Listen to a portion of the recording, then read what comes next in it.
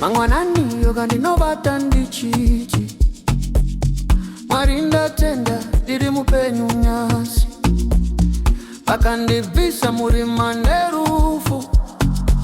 vakandipa chiedza cheupenyu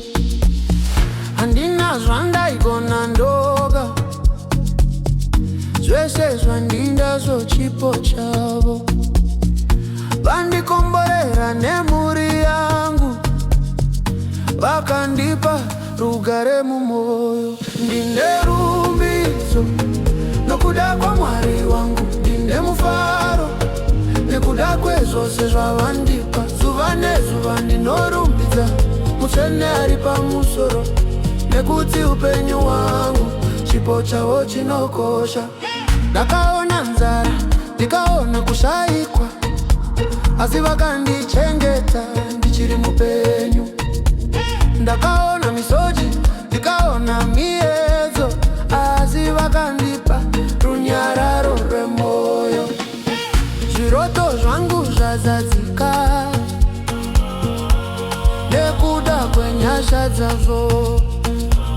pandinozvika pakupera kwemasimba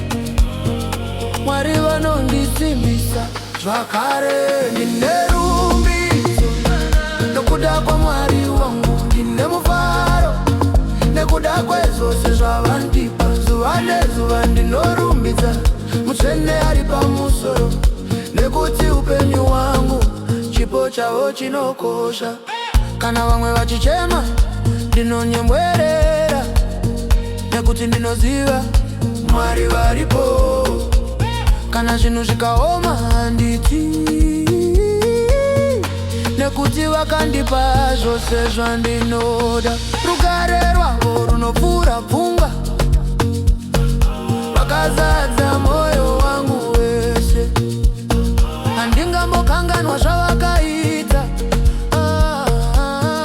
ndinongoti ndatenda Mwari wangu ndine rumbidzo nokuda kwaMwari wangu ndine mufaro nekuda kwezvose zvavandipa zuva nezuva ndinorumbidza